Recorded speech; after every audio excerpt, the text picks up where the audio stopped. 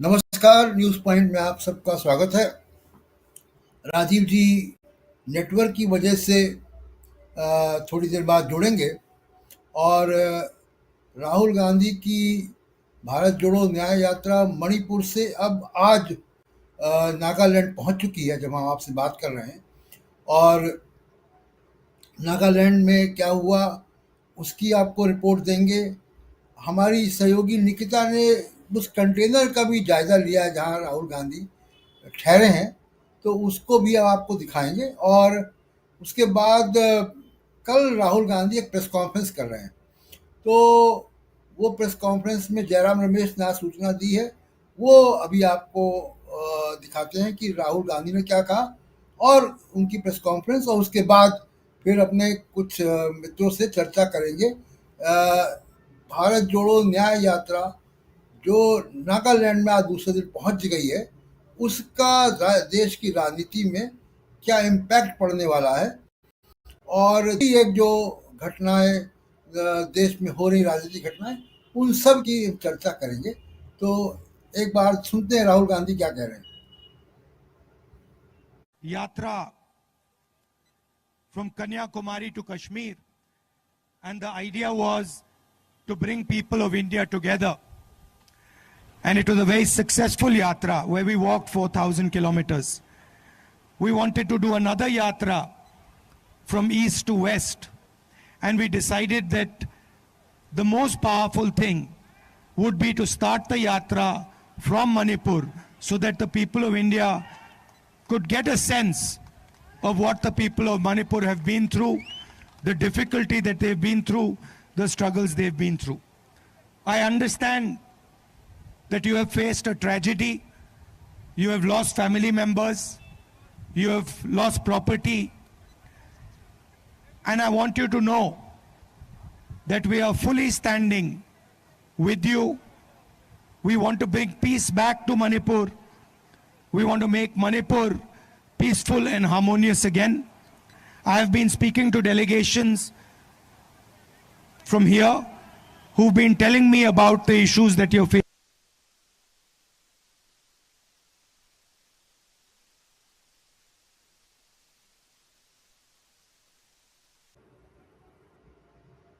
तो ये आप सुन रहे थे राहुल गांधी को, और राहुल गांधी अभी नागालैंड की राजधानी कोहिमा में पहुंच गए हैं और वो एक प्रेस कॉन्फ्रेंस भी करेंगे कल।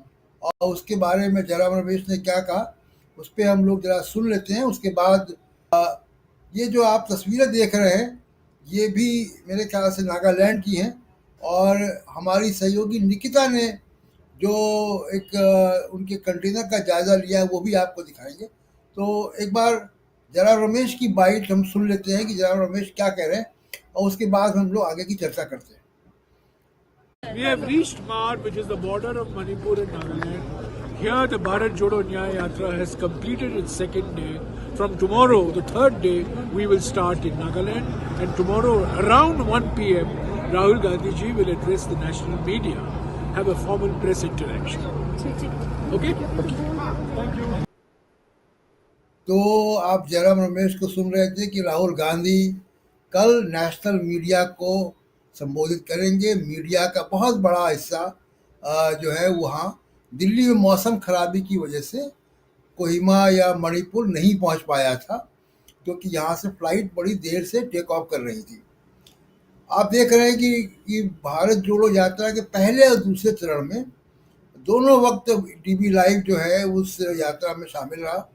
और अभी आप राजीव जी को नहीं देख रहे होंगे, जो दर्शक अभी ज्वाइन किए उनको मैं अपडेट कर दूं कि राजीव जी इस वक्त रास्ते में हैं, नेटवर्क वहाँ नहीं है, और वो कोहिमा पहुँच रहे हैं, नागालैंड की राजधानी। जैसे ही वो कोहिमा पहुँचते हैं या नेटवर्क के दायरे में आते हैं, वो सामने स्क्रीन पे होंगे। और इस बीच हम वो रिपोर्ट भी देख लें जो हमारी सहयोगी ने बनाई है, निकिता ने, और वो रिपोर्ट को देखते हैं। उसके बाद फिर हम लोग चर्चा करते हैं भारत जोड़ो यात्रा या उससे जुड़े हुए राजनीतिक घटनाक्रम पे। राहुल गांधी की भारत जोड़ो न्याय यात्रा का आज दूसरा दिन समाप्त हो चुका है और आप देख सकते हैं ये आप मेरे पीछे ये कंटेनर्स हैं, यहाँ पे नाइट स्टे होगा इस कंटेनर्स में। वहाँ पे वो तंबू लगे हुए हैं, ये कंटेनर्स हैं सारे, इसी में नाइट स्टे करेंगे और उसके बाद कल सुबह यहाँ से फिर से नागालैंड के लिए रवाना होंगे। और नाइट हॉल्ट जो है वो नागालैंड बॉर्डर पे ही है, मणिपुर और नागालैंड बॉर्डर के बीच। और ये आज दूसरा दिन का समापन है इस यात्रा का, न्याय यात्रा का, और ये बॉर्डर एरिया है नागालैंड का। यहाँ से अगर देखा जाए तो सुबह हम लोग यहाँ से यात्रा यहाँ से रवाना होगी नागालैंड की ओर, उसके बाद अरुणाचल प्रदेश और ये सारा होते हुए नॉर्थ ईस्ट। 11 दिन का यात्रा है नॉर्थ ईस्ट में कम से कम, और अलग अलग लोगों से मिले हैं। और जैसे पिछली बार थी भारत जोड़ो यात्रा सेम वैसे ही है, कंटेनर में नाइट स्टे रहता है और कंटेनर में सारा व्यवस्था है नाइट स्टे का। और उसी के साथ ये भी है कि जब वो संबोधन दे रहे थे मणिपुर के थौबल जिले में तो उन्होंने कहा था कि प्रधानमंत्री एक बार भी मणिपुर नहीं आए हैं और ये मणिपुर में इन्होंने यात्रा किया, कम से कम 220 किलोमीटर की यात्रा इन्होंने आज दूसरे दिन में समापन किया है। 220 करीब 220 किलोमीटर का यात्रा था और इस दूसरे दिन के इस यात्रा का समापन, और इसके बाद ही यहाँ से ये नागालैंड की ओर मूव होंगे। और उसके बाद 6,700 किलोमीटर की यात्रा है, पदयात्रा और हाइब्रिड यात्रा है, बस और पदयात्रा दोनों की जाएगी। तो अभी आप देख रहे थे कि कुछ कुछ मिलता जुलता सिनेरियो भारत जोड़ो पर, जो पहला भारत जोड़ो यात्रा थी और कंटेनर में रहते थे, वैसे ही कुछ माहौल अभी आपने देखा कि भारत जोड़ो यात्रा न्याय यात्रा जो है उसका भी कुल मिला के इंतजाम वैसा ही है। फर्क इतना है कि पूरी यात्रा पैदल ना होने की जगह इसके काफ़ी हिस्से बस से जर्नी है और राहुल गांधी की किस तरीके से वो लोगों के बीच मिल रहे हैं। और अब हम चलते हैं जरा अपने मेहमानों की तरफ कि कौन और उनसे आपका परिचय कराते हैं, उसके बाद हम लोग चर्चा करते हैं। और राजीव जी, एक बार अपडेट कर दूं कि राजीव जी अभी भी कोहिमा के रास्ते पर हैं और जैसे ही नेटवर्क के दायरे में आएंगे हमारे से संपर्क होगा और वो हमारे सामने स्क्रीन पे होंगे। तो शुरुआत करते हैं। हम देख रहे हैं स्क्रीन पे कि हमारे साथ दीपक पासपोर्ट जी हैं, पॉलिटिकल एडिटर, देशबंधु के अमरेंद्र उपाध्याय जी हैं, हमारे साथ जो है रविकांत जी हैं, हमारे साथ डॉक्टर प्रकाश हिंदुस्तानी हैं, चिरपरिचित चेहरे हैं और रोज़ हम लोग इनकी बातें सुनते हैं। तो रविकांत जी, मैं आपसे अगर शुरुआत करूं कि अभी निकिता की रिपोर्ट आपने देखी कि राहुल गांधी जो है वो यात्रा जो है वो 7 दिन 8 दिन करीब जो है वो रहने जा रही है पूर्वोत्तर के राज्यों में, और राहुल गांधी की जो न्याय यात्रा है वो आज दूसरा दिन है उसका, और एक तरीके से और दूसरा एक आप देख रहे हैं जमघट जो है वो अयोध्या में भी लग रहा है और दो बड़ी समानांतर वैचारिक जो राजनीतिक पृष्ठभूमि है वो देश के सामने है। तो और ये हम देख रहे हैं कि राहुल गांधी की जो यात्रा है पूर्वोत्तर का एरिया अभी निगलेक्टेड रहता है हमेशा से, भौगोलिक कारणों से, सांस्कृतिक कारणों से, और किस तरीके की मणिपुर की घटनाएं हुई, प्रधानमंत्री गए नहीं। राहुल गांधी की ये यात्रा मणिपुर में या देश के दूसरे हिस्से में पॉलिटिकल इम्पैक्ट क्या डालने वाली है? रविकांत प्रशांत जी, ये 2024 का पहला महीना है और ये साल बेहद खास होने जा रहा है भारत के लिए, भारत की राजनीति के लिए, और मैं थोड़ा सा और अगर इसका विस्तार दूं तो भारत के समाज के लिए। ये लोकसभा चुनाव का भी साल है और आरएसएस का भी 100 साल होने जा रहा है। जो सांस्कृतिक राष्ट्रवाद की राजनीति रही है और हिंदुत्व की राजनीति रही है, उसके क्या मंसूबे रहे हैं, उसके प्रति डॉक्टर अंबेडकर से लेकर के नेहरू और बाद में तमाम और लोगों ने चेताया है और बार बार ये रेखांकित किया है कि अगर ये विचारधारा कभी सत्ता में पहुंचती है तो देश के लिए कितना बड़ा नुकसान होगा। और आज हम उत्तर पूर्व को देख रहे हैं कि वो सांस्कृतिक रूप से जिस तरह से भारत के साथ जुड़ा रहा है और लगातार हम एक खूबसूरत भारत को देखते रहे हैं, लेकिन उसको बिल्कुल अलग थलग कर दिया गया है। मणिपुर को विभाजित किया गया और वहां कोई चिंता नहीं है सरकार की कि जातीय हिंसा हो रही है, लेकिन कोई फिक्र नहीं नरेंद्र मोदी को कि वे आज तक नहीं पहुंचे।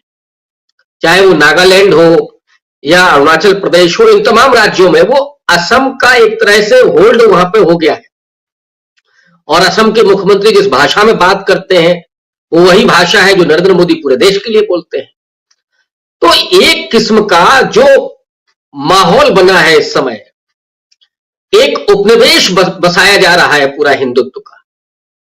उस उपनिवेश के खिलाफ, उस सांस्कृतिक राष्ट्रवाद हिंदुत्व की राजनीति के खिलाफ जो देश के स्वाधीनता आंदोलन की मूल भावना थी, उसके लिए, समावेशी राष्ट्रवाद के लिए, सामाजिक न्याय के लिए, बंधुत्व के लिए, समता के लिए और समूचे देश के लोगों में वो राष्ट्रवाद का विश्वास पैदा करने के लिए कि हम सब एक हैं और हमारे कंसर्न एक हैं, हमारे हित एक हैं। ये जो स्वाधीनता आंदोलन के समय के मूल्य बने थे, उन मूल्यों की लड़ाई आज राहुल गांधी लड़ रहे हैं उस उत्तर पूर्व से, मणिपुर से निकल करके, जहां पर जिस तरह की हिंसा हुई है, महिलाओं पर अत्याचार हुए। और हम लोग जानते हैं कि जो दंगों का इतिहास है, दंगों की जो सोशियोलॉजी और साइकोलॉजी है, उसमें सबसे ज्यादा पीड़ित महिलाएं और बच्चे होते हैं।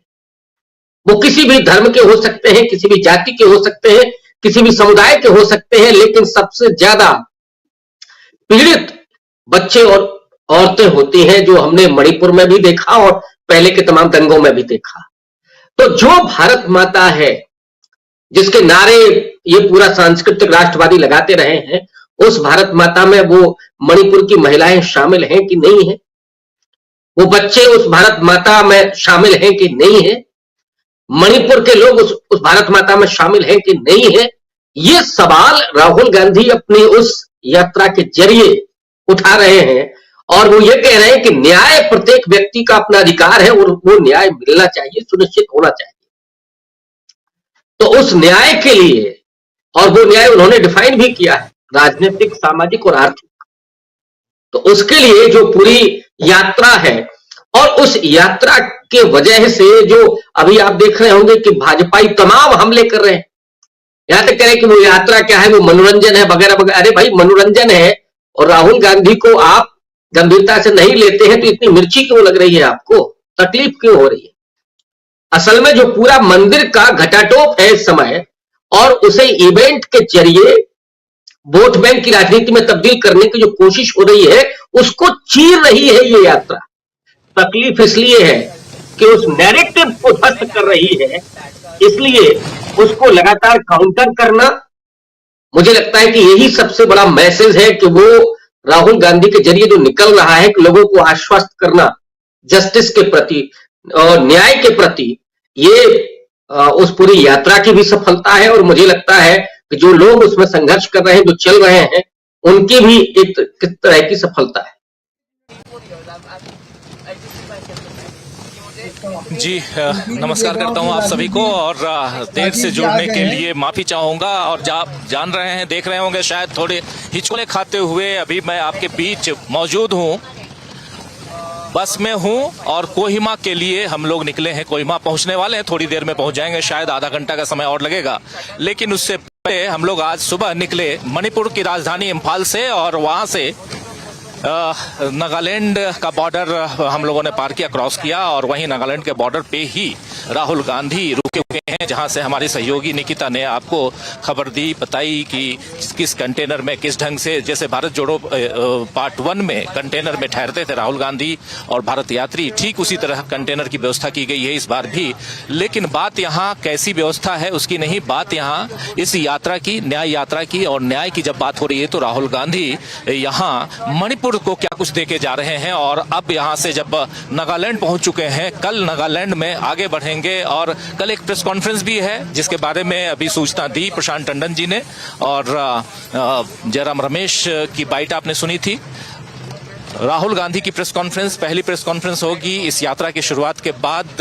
और चूंकि मणिपुर वो क्रॉस कर चुके हैं, पार कर चुके हैं, 2 दिन की यात्रा मणिपुर की उनकी, और उसके बाद अब नागालैंड में कोहिमा में हम लोग ठहरेंगे। अभी जब रात को पहुंचेंगे, बस में हैं हम, बस के सफर से जा रहे हैं और बहुत ज्यादा हिचकोले खाते हुए, बहुत टेढ़े मेढ़े रास्ते हैं। शुरुआत से मैं कह रहा हूं कि ये जो रास्ते हैं वो टेढ़े मेढ़े हैं, और इन टेढ़े मेढ़े रास्तों में कहीं ना कहीं एक स्थिति ऐसी बन जाती है कि हिचकोले पे हिचकोले खाते हुए भी हमको लाइव करना होता है। हमारे साथ तमाम साथी जुड़े हुए हैं। अभी आप प्रोफेसर रविकांत जी को सुन रहे थे, जरा आना चाहता हूं जल्दी से, क्योंकि मैं कम बोलूं और आप लोग ज्यादा बोलें वो ज्यादा अच्छा है। इसलिए भी अच्छा है क्योंकि मेरी आवाज पता नहीं कब कहाँ कट जाए। सीधा आना चाहता हूं प्रकाश हिंदुस्तानी जी आपके पास, आपसे जरा समझूं इस यात्रा से कितनी उम्मीदें रखी जाएं। प्रकाश जी। राजीव जी, आप ही हिचकोले नहीं खा रहे हैं, पूरा देश हिचकोले खा रहा है। और राजनीति के हिचकोले भी हैं, अर्थव्यवस्था के हिचकोले भी हैं, और ये भी चिंता लगातार देश में व्यक्त की जा रही कि हमारी जीडीपी जितनी है उसके तुलना में ज्यादा कर्जा बढ़ता जा रहा है। खैर, राहुल गांधी की इस यात्रा की बात करें। राहुल गांधी की इस यात्रा में उन्होंने जो बात कही वो बहुत महत्वपूर्ण है। उन्होंने कहा कि हम मणिपुर के दर्द को समझते हैं, और आत्ममंथन के बाद हम जिस विकल्प पर पहुंचे उसमें हम यात्रा पर निकले हुए हैं। हमारे बारे में संसद में जो अपशब्द इस्तेमाल होते हैं हमने वो भी सुने, पूरे देश ने भी सुने हैं, और हम अपनी मोहब्बत की दुकान जारी रखेंगे। और राहुल गांधी जिस बस में जा रहे हैं उस बस के पीछे मोहब्बत की दुकान का पोस्टर भी है, जो तमाम मीडिया में आया हुआ है कि किस तरह से उसमें मोहब्बत की दुकान का पोस्टर बनाया है। तस्वीरें हैं राहुल गांधी की, सोनिया गांधी की और खड़गे जी की। राहुल गांधी अब अगले 2-3 दिनों में, शायद 2 दिनों में 250 किलोमीटर से ज्यादा का सफर तय करने वाले हैं और 5 जिले कवर करने वाले हैं। यह न्याय यात्रा जहां से गुजरेगी वहां ये बात बताएगी जरूर कि कांग्रेस को इस देश की भावनाओं की कद्र है, और इवेंट करने वाले लोगों के बारे में वे बोलते रहे हैं कि देश इवेंट से नहीं चलता, और जनता के दुख दर्द बांटने के लिए हम इस यात्रा में निकले हैं। द्वितीय विश्व युद्ध के स्मारक में भी हो आए हैं, वहां के सैनिकों से मिले हैं, आज राहुल गांधी बच्चों से मिले हैं, और मुझे लगता है कि भारत जोड़ो यात्रा की तरह ही भारत जोड़ो न्याय यात्रा चल रही है। आपने भी, राजू जी ने भी इशारा किया। आदिवासी समुदाय के लोग जिस तरह राहुल गांधी का स्वागत कर रहे हैं, परंपरागत नृत्य हो रहे हैं, भाला फेंक हो रहा है, हस्तशिल्प के नमूने पेश किए जा रहे हैं, वे सब बातें बताती कि भारत केवल उत्तर प्रदेश के 1-2 जिलों में ही नहीं, पूरे देश, बहुत विशाल देश है, और वहां तमाम लोग इस देश के साथ एक हैं। राहुल गांधी बस से लोगों को संबोधित कर रहे हैं, मणिपुर के लोगों का दर्द बताया। कल जब उनकी प्रेस कॉन्फ्रेंस होगी, जिसका इंतजार मेरे ख्याल से बीजेपी के लोग बहुत ज्यादा बेसब्री से कर रहे होंगे कि राहुल गांधी अब किसको निशाना बनाते हैं, किस मुद्दे पर निशाना बनाते हैं। एक बात तय है कि राहुल गांधी की इस यात्रा से लोगों के दिल के दर्द सामने आ गए हैं। लोगों ने अपने दिल के दर्द शेयर करना शुरू किया है और बताना शुरू किया है कि वो किस तरह आहत हैं, न्याय के लिए छटपटा रहे हैं। अभी ये यात्रा की इब्तिदा हुई है। मुझे लगता है कि जैसे जैसे यात्रा बढ़ेगी वैसे वैसे राजनीति में सरगर्मी बढ़ेगी और ठंड का प्रकोप कम होगा। ये गर्मी जो है राजनीति की गर्मी भी होगी और इस हिचकोले खाते देश को कोई राहत मिलेगी। राजीव जी। जी बिल्कुल आप सही कह रहे हैं डॉक्टर प्रकाश हिंदुस्तानी जी। हिचकोले हम खा रहे हैं लेकिन देश भी कहीं ना कहीं हिचकोले खा ही रहा है। और अभी चूंकि ये जो टेढ़े मेढ़े रास्ते हैं, पहाड़ी एरिया से हम गुजर रहे हैं, हिमालय की सुंदरता अगर इधर देखनी हो, ग्रीन हिमालय कहते भी हैं, पूरा का पूरा जो नॉर्थ ईस्ट है इधर हरियाली से भरा हुआ है। सर्दी धीरे धीरे बढ़ रही है क्योंकि मणिपुर में जो तापमान था उससे ज्यादा गिरा हुआ तापमान इधर नागालैंड में है और हम धीरे धीरे नागालैंड की राजधानी कोहिमा की तरफ बढ़ रहे हैं। और आज पूरा का पूरा दिन राहुल गांधी के इर्द गिर्द ही घूमता रहा, सुर्खियां वही बनी रही। हालांकि सुबह सुबह एक सुर्खी और भी थी, मायावती जी का जन्मदिन है और प्रेस कॉन्फ्रेंस के बाद ये उम्मीद थी कि शायद मायावती, जैसा कहा जा रहा था पहले कि वो इंडिया गठबंधन में शामिल होने का ऐलान कर दें, लेकिन उन्होंने ऐसा कुछ नहीं कहा और उन्होंने अपने पत्ते अभी भी खोल रखे हैं। ये साफ इससे समझ में आता है। मायावती की राजनीति पे बहुत चर्चा हो चुकी है। आने वाले समय में वो क्या, उनका जो हाथी है वो किधर, ऊंट कहते हैं लेकिन हाथी किधर देखता है वो देखेंगे। हाथी हाथ का साथ देता है या नहीं ये भी देखा जाएगा। लेकिन चूंकि हाथ यानी कि राहुल गांधी अभी दूसरों का हाथ थामने के लिए बाहर निकले हुए हैं, न्याय आंसू पोंछने के लिए बाहर निकले हुए हैं, तो क्या राहुल गांधी का जो ये कदम है वो इस देश के लोगों को जो आर्थिक, सामाजिक और राजनीतिक रूप से कहीं न कहीं अन्याय झेल रहे हैं उनको न्याय दिला पाएगा? ये बड़ा सवाल है और उसी को बहुत नजदीक से देखने की हम कोशिश कर रहे हैं। जरा आना चाहता हूं हमारे साथी प्रशांत टंडन जी के पास में। प्रशांत जी, कैसे आप देखते हैं? आपको बहुत बहुत शुक्रिया कि मैं नहीं जुड़ पाया था और प्रशांत जी आपने इस कार्यक्रम को की शुरुआत की और पहले शुरुआत में आप ऑलरेडी एंकरिंग कर चुके हैं, लेकिन थोड़ा अब आपके विचार भी सुनना चाहूंगा। क्या कुछ आप देखते हैं इस भारत जोड़ो यात्रा से? देखिए, जो रविकांत जी बात कह रहे थे मैं उसी को आगे बढ़ाता हूँ। एक तो मणिपुर को इंसाफ चाहिए, न्याय मणिपुर के साथ होना है और पॉलिटिकल न्याय होना है, क्योंकि उसको पॉलिटिकली यानी जो राजनीतिक रूप से चुनी हुई सरकार है नरेंद्र मोदी साहब की, उसने मणिपुर के साथ इंसाफ है। प्रधानमंत्री वहां गए भी नहीं, महीनों नहीं बोले, और जब बोले तो भी वो बहुत घुमा फिरा के उन्होंने बात की मणिपुर के बारे में। और अभी भी हिंसा वहां जारी और केंद्र सरकार की तरफ से कोई राहत नहीं है। तो मणिपुर को बहुत बड़ा राजनीतिक इंसाफ मिलना, और इस यात्रा से कम राजीव जी ये तय हो रहा है कि पूरे नॉर्थ ईस्ट में अभी मिजोरम के इलेक्शन हुए और हमने देखा कि मिजोरम के इलेक्शन में क्या नतीजे आए। मुझे ऐसा लग रहा है कि पूरे नॉर्थ ईस्ट में इंक्लूडिंग असम, मणिपुर एक बड़ा मुद्दा और उत्तर पूर्व के राज्य मणिपुर को इंसाफ दिलाने के लिए इस बार वोट डालेंगे। तो एक तो ये बड़े स्पष्ट तौर पे भारत जोड़ो न्याय यात्रा की जो शुरुआत मणिपुर से हुई है उसका असर ये दिखाई दे रहा है। अच्छा, कांग्रेस ने बड़े नेता पूर्वोत्तर से पैदा किए, मतलब ऐसे मुख्यमंत्री जो 20-20 साल मुख्यमंत्री रहे। आप नागालैंड में वहीं के एसडी जमीर मुख्यमंत्री थे, करीब 20 साल मुख्यमंत्री रहे वो। संगमा साहब स्पीकर बने, राष्ट्रीय स्तर की राजनीति की संगमा साहब ने। गेगोंग अपांग अरुणाचल प्रदेश से रहे, राष्ट्रीय स्तर के नेता रहे, उनके बेटे भी मंत्री बने वाजपेयी जी की सरकार में। तो कांग्रेस ने पूर्वोत्तर से बड़े राजनीतिक शख्सियत पैदा की है और कांग्रेस का वहां पे जनाधार भी रहा। मुझे लगता है कि अभी क्योंकि यात्रा नागालैंड में है, अभी हम बात वही की करें कि पूर्वोत्तर में और असम में क्या होगा। मुझे लगता है कि मणिपुर एक बड़ा मुद्दा बनेगा, पूरे एक बाइंडिंग इफेक्ट होगा पूरे पूर्वोत्तर के लिए, और मणिपुर का जवाब पूरा पूर्वोत्तर जो है वो मोदी साहब को, उनकी एरोगेंस को, उनके जो मणिपुर के साथ एक सौतेला व्यवहार किया गया उसको मिलेगा। और इसमें भारत जोड़ो यात्रा का और राहुल गांधी का बड़ा योगदान होगा। राजीव जी। जी बिल्कुल, भारत जोड़ो यात्रा का और खासकर राहुल गांधी का बहुत बड़ा योगदान हो सकता है आने वाले समय में।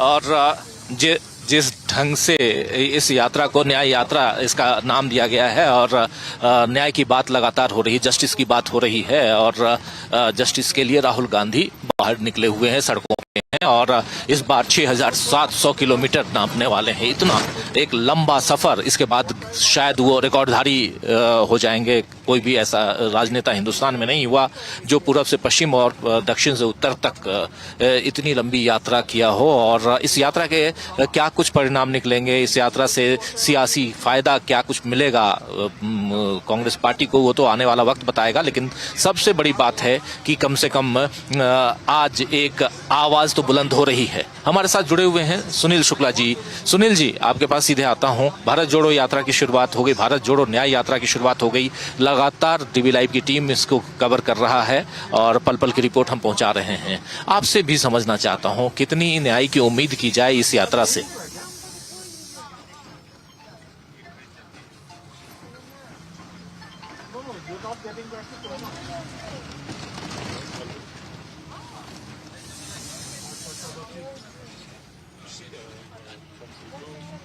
आपकी आवाज नहीं आ रही है सुनील जी।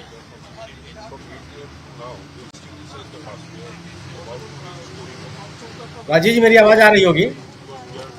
जी जी। अनम्यूट कर, अब आ रही जी तो जी, आ रही है। धन्यवाद राजीव जी। मेरा मानना यह है कि यह जो यात्रा है महत्वपूर्ण है। इस लिहाज से भी महत्वपूर्ण है कि इस इलाके सभा की 11 सीटें, जिसमें से 5 सीटों पर कब्जा है, जिसमें बहुसंख्यक सीटों पर कब्जा बीजेपी का ही है। और यह बड़ी चुनौती है। ये यात्रा इस चुनौती को प्रस्तुत कर रही है बीजेपी के सामने। सबसे बड़ा सवाल ये भी है कि इस समय यह यात्रा चल रही है जब पूरे देश अयोध्या के प्राण प्रतिष्ठा को लेकर के एक माहौल बनाने की कोशिश की गई है, बड़े व्यापक पैमाने पर, संस्थागत और संगठनात्मक दोनों तरीकों से। भारतीय जनता पार्टी अपने पूरे संगठन के साथ, राष्ट्रीय स्वयंसेवक संघ अपनी पूरी ताकत के साथ और सरकारें भी लगी हुई हैं एक माहौल बनाने के लिए। ऐसे में यात्रा लोगों के जीवन से जुड़े हुए सवालों को लेकर के आगे बढ़ रही है, तो निश्चित रूप से महत्वपूर्ण सवाल है। और एक विमर्श में या जनता से जुड़े हुए जो मुद्दे हैं उनको विमर्श में लाने की एक कोशिश है। मेरा अपना मानना है कि इस कारण से यात्रा महत्वपूर्ण है। और कम से कम यह यात्रा उन इलाकों से ज्यादा, मैंने लगभग उन इलाकों की जहां से भारतीय जनता पार्टी के पास 200 से ज्यादा सीटें हैं, चाहे वो उत्तर प्रदेश हो, चाहे वो पश्चिम बंगाल हो, चाहे वो मध्य प्रदेश हो, चाहे वो छत्तीसगढ़ हो, चाहे महाराष्ट्र हो, चाहे राजस्थान हो। इन इलाकों से 200 से ज्यादा सीटें हैं, 300 प्लस में 200 से अधिक सीटें इन्हीं इलाकों से। इस लिहाज से भी यात्रा बहुत महत्वपूर्ण है और इन इलाकों में यह यात्रा उन मुद्दों को विमर्श में लाने का प्रयास करेगी जिससे जनता प्रभावित है, जिससे जनता बेचैन है। वो सवाल है जैसे महंगाई का सवाल हो, बेरोजगारी का सवाल हो, या जो किसानों के सवाल हो, अर्थव्यवस्था का सवाल हो, और जो मणिपुर का अपना मुद्दा है कि मणिपुर के किस तरीके से सरकार विफल रही, सरकार से जो अपेक्षाएं की जा रही थी वह वह पूरा करने में असफल रही, जबकि डबल इंजन की सरकार कही जा रही थी। और आज तो और भी मैंने अजीब हो गया कि राहुल गांधी मणिपुर से निकले हैं और मणिपुर के मुख्यमंत्री जी ने जो बयान दिया, जिस तरीके से उन्होंने राहुल गांधी की इस यात्रा की उन्होंने आलोचना की और उन्होंने कहा कि इस यात्रा से उस राज्य में अव्यवस्था फैले या जो कोशिशें की जा रही हैं शांति प्रयास के लिए उसको धक्का लगेगा। आश्चर्य है कि जो हिंसा, जिस तरह की अराजकता इतने महीनों से वहां चल रही है, उसको यह राज्य सरकार और केंद्र की सरकार रोकने में विफल रही। मुख्यमंत्री को लेकर के स्थानीय लोगों में विश्वास का माहौल बन गया। लोग कहने लगे कि मुख्यमंत्री पूरे राज्य के नहीं बल्कि एक वर्ग विशेष के मुख्यमंत्री हैं। और कहीं से भी आज तक प्रधानमंत्री जी वहां गए नहीं, कोई इस तरह की पहल नहीं दिखाई पड़ी जिससे कि लगे कि यह जिस तरह की एक एथनिक संघर्ष वहां हो रहा है उसको कैसे रोका जाए। और वैसे में मुख्यमंत्री वीरेंद्र सिंह ने जो बयान दिया वो तो इससे ही लगता है कि भारतीय जनता पार्टी कितनी बेचैन है कि जो जिस तरीके का समर्थन राहुल गांधी को मिला है, जिस तरीके से लोग उनके साथ निकले हैं और मणिपुर में विभिन्न राजनीतिक दलों ने जिस तरह का उनको समर्थन दिया है, रास्ते में जिस आम लोग राहुल गांधी से मिलते हुए दिखाई पड़े और जो तीखे हमले किए राहुल गांधी ने अपने भाषणों में, यह सबसे बड़ा सवाल है कि राहुल गांधी ने उन सभी सवालों को सबके सामने रख दिया जिससे पूरा देश बेचैन है। ये सामान्य बात नहीं थी, अन्यथा जो मुख्यमंत्री जी का बयान है वो तो सबको आश्चर्य में डालेगा कि जो दायित्व आप पूरा करने में विफल रहे, लोगों से संवाद कायम करने में आप विफल रहे, वैसे में विपक्ष का नेता पिछली बार भी 3 दिन 4 दिन रह करके वहां से लौटे और इस बार फिर वहां से यात्रा शुरू की और लोगों के बीच संवाद कायम करने का प्रयास किया, लोगों को यह समझाने की कोशिश की कि शांति बहाली जरूरी है, आप उसी नेता के ऊपर हमला कर रहे हैं।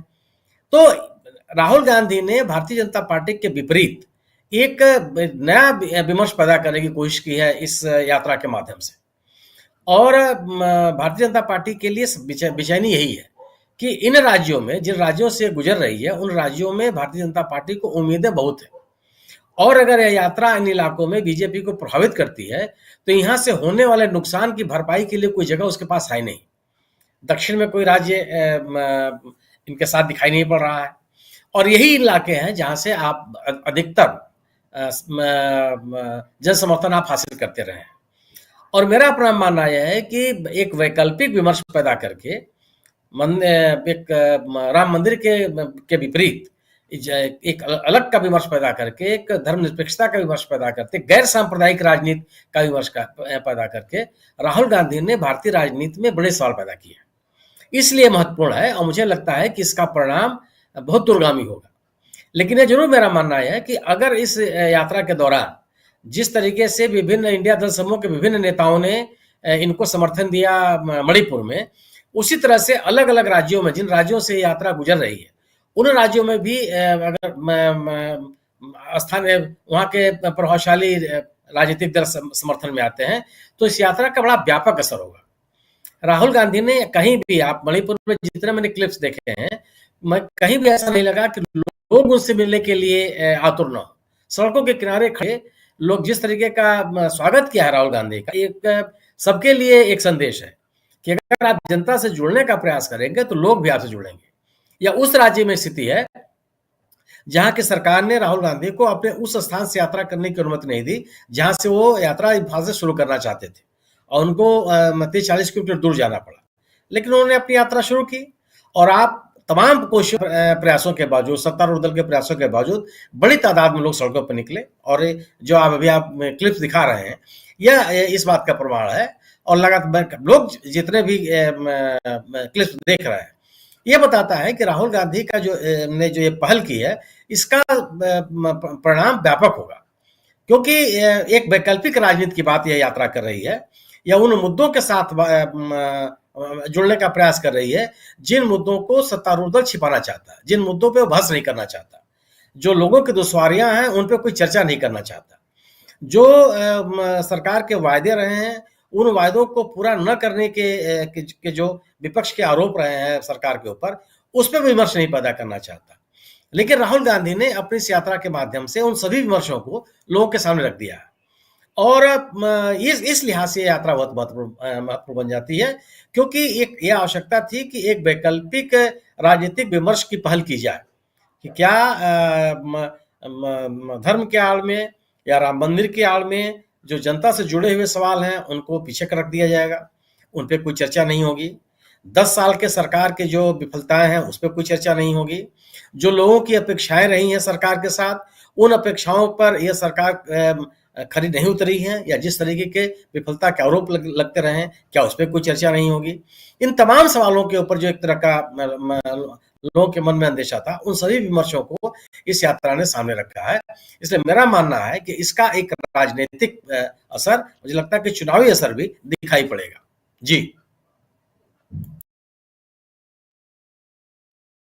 सुनील जी, लगता है राजीव जी एक बार फिर नेटवर्क के बाहर चले गए हैं, तो इस प्रोग्राम को हम लोग न्यूज़ पॉइंट को ये चर्चा जारी रखते हैं।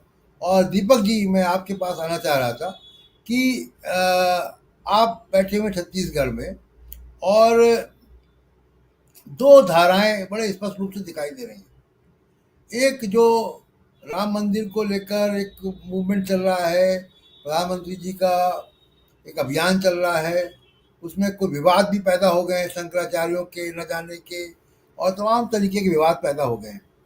और दूसरा राहुल गांधी की ये पहल है, निश्चित तौर से जैसे हमारे सहयोगी कह रहे हैं कि एक सकारात्मक पहल है राजनीति में और भारत की राजनीति में कम देखी गई है। इतनी बड़ी पहल भारत की राजनीति में कम देखी गई है। चंद्रशेखर ने भी यात्रा की है और भी यात्राएं हुई हैं आज़ाद भारत में, लेकिन इतनी बड़ी यात्रा, इतनी व्यापक यात्रा फिर भी नहीं देखी गई। अफसोस है कि मीडिया का एक हिस्सा जो है उसको इग्नोर कर रहा है और उसका जो सही इम्पैक्ट है वो नहीं दिखाई दे रहा है। आपको लगता है कि क्या चुनावी जो गणित है उसको कहीं से प्रभावित करेगी ये यात्रा? अगर 2024 का चुनाव हम देख रहे हैं कि जो भी बीजेपी भी जो अयोध्या में कर रही है वो चुनाव के लिए ही कर रही है, और कांग्रेस पार्टी भी कोई एनजीओ नहीं है, वो भी चुनावी अभियान है ये जो भारत जोड़ो यात्रा न्याय है। तो आपको क्या लग रहा है कि चुनावी गणित में कितना इम्पैक्ट ये डाल पाएगी भारत जोड़ो यात्रा? जी देखिए, इस यात्रा का महत्व चुनावी हिसाब से तो है ही, लेकिन इसका और बड़ा ही एक व्यापक परिप्रेक्ष्य में इसको भी हम देखते हैं। पहले तो मैं देखिए एक छोटा सा ऑब्जर्वेशन में बता दूं कि जो इनकी भारत जोड़ो यात्रा पहली जो निकली थी वो कन्याकुमारी से निकली थी, समुद्र के किनारे से होकर वो पहाड़ों पे पहुंची थी। इसमें देखिए ये जो जर्नी है इनकी, ये एक तरफ से पहाड़ी क्षेत्र से हिमालयन का जो पूरा रेंज है उससे उतर के समुद्र के किनारे जा रही है। ये एक बड़ा मजेदार किस्म का ये है। इस तरीके से न केवल वो उत्तर दक्षिण पूरब पश्चिम के चारों कोनों को छू रहे हैं राहुल गांधी, बल्कि इस दौरान जो तमाम तरह के जो अलग अलग जो डेमोग्राफी है उसको टच करेंगे। एक बड़ा व्यापक तरह से उनका जो स्पर्श है जनता के साथ होगा और भौगोलिक क्षेत्रों के साथ होगा। तो इस तरीके से पहली बात है कि उनका कवरेज जो है बड़ा वाइड हो जाएगा। जिस हिसाब से मुझे तो ऐसा लग रहा है, देखिए पहली यात्रा खत्म हुई थी 30 जनवरी को, दूसरी यात्रा वो कर रहे हैं 14 तारीख को। जब उन्होंने यात्रा खत्म की थी उस समय भी कड़ाके की ठंड थी, अब शुरू कर रहे हैं तो फिर से कड़ाके की ठंड है। कहीं ऐसा लगता ही नहीं कि एक साल इस बीच गुजर गया। उस एक साल के दौरान भी ऐसा लग रहा है कि राहुल गांधी ने केवल 15-20 दिनों का एक गैप लिया था छोटा सा, और वो यात्रा पे फिर से निकल पड़े हैं। लेकिन हम जानते हैं कि इस बीच भारत की राजनीति, भारत का सामाजिक परिदृश्य, आर्थिक स्थिति, उससे बड़ा व्यापक बहुत फर्क पड़ गया है। लेकिन इसमें सबसे बड़ी बात है दोनों मामलों में, पहली यात्रा और दूसरी यात्रा में जो सबसे कॉमन चीज जो है उसको मैं एक थोड़ा सा हाईलाइट करने के लिए आपको बताऊं कि मार्टिन लूथर किंग के जो दो सहयोगी थे उन्हें महात्मा गांधी के पास 1937 में भेजा था कि उन्होंने पूछा कि वहां पर जो निग्रो लोगों का, अश्वेत लोगों का जो आंदोलन चल रहा है बापू, इसके लिए आपका क्या संदेश है? तो उन्होंने ये कहा था कि अधिकार जो है वो आपकी तरफ है, अधिकार, और अहिंसा जो है वो आपका हथियार है, और अगर आपने इसको फॉलो किया तो आपका जो भविष्य है उज्जवल भविष्य सुनिश्चित है। ये बापू ने उन निग्रो नेताओं को, उनमें एक पादरी भी थे और एक प्रोफेसर थे, ये दो लोगों को मार्टिन लूथर किंग सीनियर ने भेजा था महात्मा गांधी से संदेश लेने के लिए। बाद में उनको आमंत्रित भी किया गया लेकिन वो नहीं जा पाए, वो एक अलग बात है। राहुल गांधी मेरे हिसाब से जो सबसे बड़ी चीज कर रहे हैं वो है लोगों के का जो मन है, मतदाता का जो मन है उसको अहिंसा की ओर उसको मोड़ रहे हैं। हम जानते हैं कि पिछले 10 सालों में भारत के साथ जो सबसे बड़ा खेल किया गया है, यहाँ की मानसिकता के साथ जो बड़ा खेल किया गया है, वो नफरत और हिंसा जो है वो फैलाई गई है। राहुल गांधी जो कर रहे हैं, मैं इसको इन चुनावी गणित से भी बढ़ के जिस चीज को देखता हूं, वो तमाम तरह का परिवर्तन जो लाना चाहते हैं, अधिकारों की जो लड़ाई लड़ रहे हैं, अपने लिए नहीं लेकिन इन लोगों के लिए। और याद कीजिए मणिपुर की तरह नागालैंड जो है वहां भी लगभग 90% ईसाई लोग हैं, केवल 10% के आसपास समतल जमीन है, पूरा पहाड़ी एरिया है, वहां जाने के लिए परमिट भी लगता है। तो ऐसे क्षेत्र से जहां पर लोगों के अधिकारों को, खासकर जो है जो बहुसंख्यकवाद जो है लादा जा रहा है पूरे भारत में, कि जिस जाति का, जिस समुदाय का, जिस वर्ग का, जिस वर्ण का जो एक तरह से जिसकी जो बहुसंख्यक में है वही राज करेंगे। ईसाई समुदाय भारत का एक अल्पसंख्यक समुदाय है, उनके बीच से ये यात्रा जो है राहुल गांधी निकाल रहे हैं। तो इस तरीके से आप देखिए कि अधिकारों को जो प्राप्त करने का तरीका है, जिसके लिए अभी उन्होंने कहा भी कि न्याय पाने तक जो यात्रा चलेगी, वो न्याय क्या है? वो न्याय जो है वो हिंसा के जरिए नहीं पाना है। वो लोगों को ये बता रहे हैं, अप्रत्यक्ष रूप से बता रहे हैं, हिंसा अहिंसा का नाम नहीं ले रहे हैं, लेकिन जो रास्ता उन्होंने पकड़ा है ये वही गांधी का रास्ता है। और लोगों के मन में ये बात आ रही धीरे धीरे कि हम शायद गलत रास्ते पे चले गए थे। इसलिए अगर राम मंदिर का बहुत बड़ा इम्पैक्ट होता तो शायद राहुल गांधी को ऐसा सपोर्ट नहीं मिलता। और ऐसा मत समझिए कि केवल जब तक नॉर्थ ईस्ट में है, जहां पर राम मंदिर वाला इशू बहुत प्रभावशाली नहीं है, वहीं तक आपको भीड़ भाड़ लगेगी, ऐसा नहीं है। मुझे ऐसा लगता है कि ये असर जो है जब वो पहाड़ों से उतर आएंगे, मैदानों में आएंगे, पश्चिम बंगाल की तरफ आएंगे, असम बंगाल होते हुए, ये असर शायद जारी रहेगा। और मजेदार बात तो यह है कि यहाँ पर पहले 2 राज्यों में तो उन्हें रोकने की कोशिश हुई है, असम में भी देखिएगा क्या होगा। असम में भी हेमंता बिस्वा शर्मा ने देखिए कितनी मजेदार बात कही। उन्होंने कहा कि जिस तरीके से उन्हें पूछा गया कि जब राहुल गांधी यहाँ पे यात्रा लेके आ रहे हैं तो आप क्या बर्ताव करेंगे, तो उन्होंने कहा कि हम उनका वैसे ही ट्रीट करेंगे जैसे कि पर्यटकों का करते हैं। अगर अगर आपको एक पॉलिटिकल यात्रा या न्याय की यात्रा और पर्यटन में आपको फर्क नजर नहीं आता, तो कहना पड़ेगा बड़े दुख के साथ कि आप मुख्यमंत्री के पद पर बैठने के लायक नहीं है। हेमंता बिस्वा शर्मा उनको कहते हैं कि हम राहुल गांधी का वैसे पर्यटक के रूप में स्वागत करेंगे। अगर कहाँ है आपकी सीरियसनेस? जिस पद पे आप बैठे हैं, गंभीरता का पूरा अभाव है।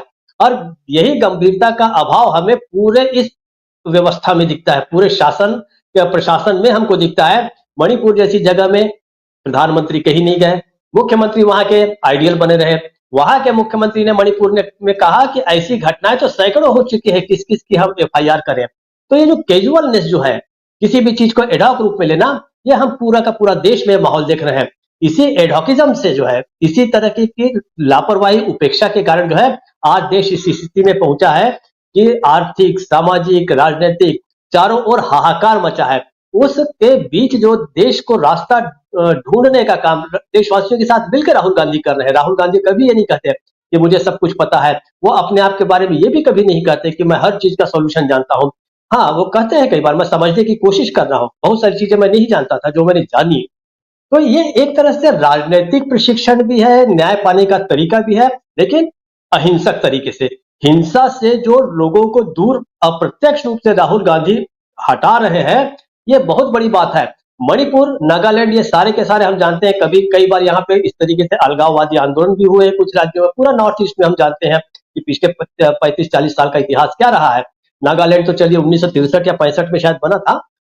तो लेकिन अहिंसा से बचाना सबसे बड़ी बात है।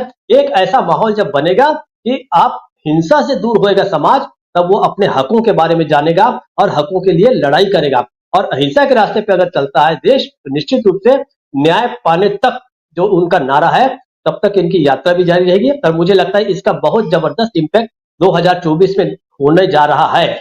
और अगर इसके बाद भी अगर नहीं होता, तो हम ये जान लें, जैसा कि आपने कहा कि ये आशा की किरण है क्या, मैं कहता हूँ ये आशा की अंतिम किरण है।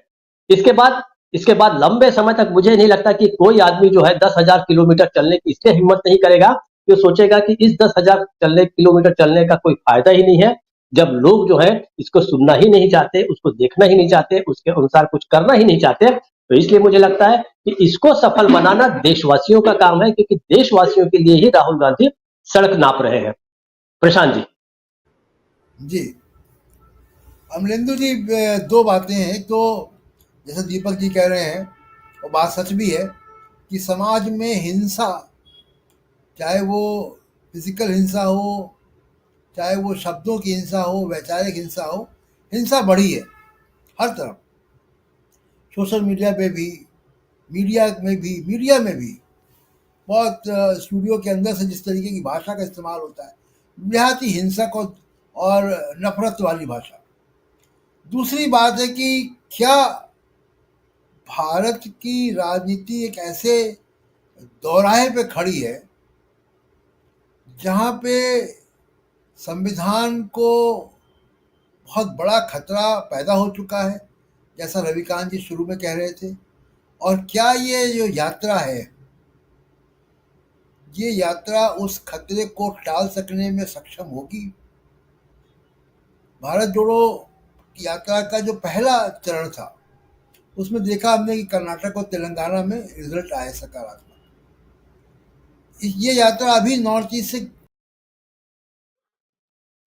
में और उत्तर भारत में आती, तब इसका इम्पैक्ट दिखाई देगा। तो क्या देश की जनता एक दूसरे विचारधारा के लिए, जो शायद ये यंगर जनरेशन के लिए नई विचारधारा होगी, कि संवैधानिक डेमोक्रेसी, संवैधानिक लोकतंत्र की जो भाषा है, उसको क्या ये नई पीढ़ी छोड़ चुकी है? और इस यात्रा से क्या वो उन उन कुओं में दोबारा पानी दिखाई देगा?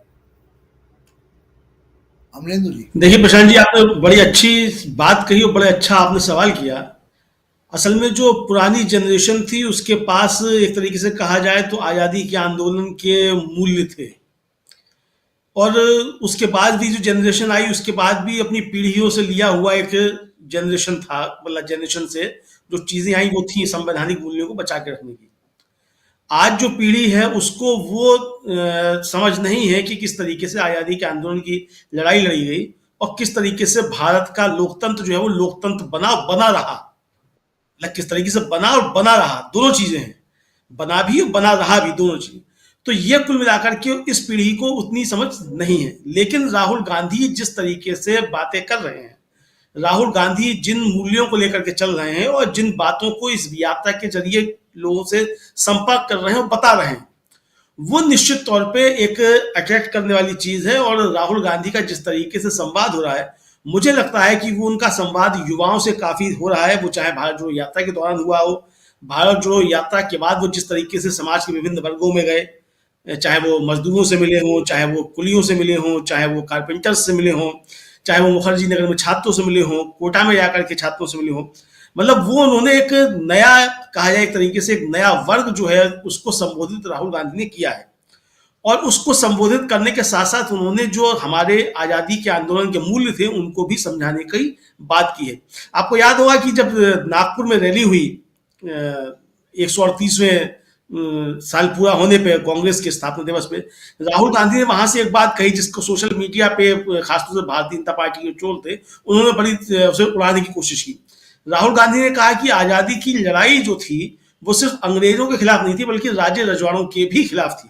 और ये बात सही है कि आजादी की लड़ाई जो थी वो सिर्फ अंग्रेजों के खिलाफ नहीं थी बल्कि उन राज्य रजवाड़ों के खिलाफ भी थी। और यही कारण था कि जब आजादी मिल गई तो आरएसएस और भारतीय राम राज्य क्या प्रजा परिषद जो थी वो राज्य रजवाड़ों को उकसा रहे थे किसी तरीके से भारत से अलग हो जाओ, या जो बन रही है नया भारत बन रहा है उसके अलग हो जाओ। सशस्त्र संघर्ष के लिए भी जो थे भड़का रहे थे। तो ये चीजें थी। तो राहुल गांधी जो इतिहास की चीजें हैं उसको भी हम लोगों के बीच लेकर के जा रहे हैं। अब जो बात है जो कि जिस तरीके से जो एक तो जो हमारा जो नया सब कल्चर आया है तकनीक वाला, इसने भी काफी कुछ हिंसा का पुट भरना शुरू किया है। जो गेम्स आ रहे हैं वो भी हिंसा का एक पुट भर रहे हैं। और मुझे लगता है कि भारतीय जनता पार्टी ने, प्रशांत जी, बड़े लंबे समय तक एक तरीके की जो काम किया वो ये किया कि उसने ये कहना शुरू किया कि राजनीति बड़ी खराब चीज है, युवाओं को उससे दूर रहना चाहिए, पढ़े लिखे लोगों को उससे दूर रहना चाहिए। मुझे लगता है कि यहीं से जो है भारतीय जनता पार्टी ने अपने रास्ते बनाने शुरू कर थे कि लोग राजनीति से विमुख होंगे और जब शुद्ध रूप से अराजनीतिक हो जाएंगे तब जो अराजनीतिक संगठन है या जो असामाजिक चीजें हैं भारतीय जनता पार्टी जिनको लेके आना चाहती है वो आसानी से घुस सकेगी। और उसमें भारतीय जनता पार्टी को एक तरीके से कहा है वो कामयाबी मिली।